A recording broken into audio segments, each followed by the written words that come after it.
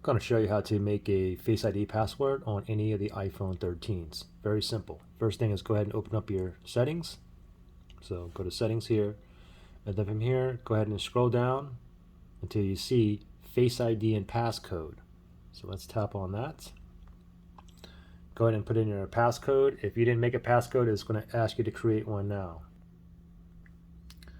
And after you put your passcode in, next thing you want to do is go down here where it says set up Face ID. Go ahead and tap on that. Now what you want to do is go ahead and tap on start, and then you want to look into the look in here. Okay, so I'm gonna tap on start and I'm gonna look at it, put my face in there, and then I'm gonna go ahead and do like a circle here.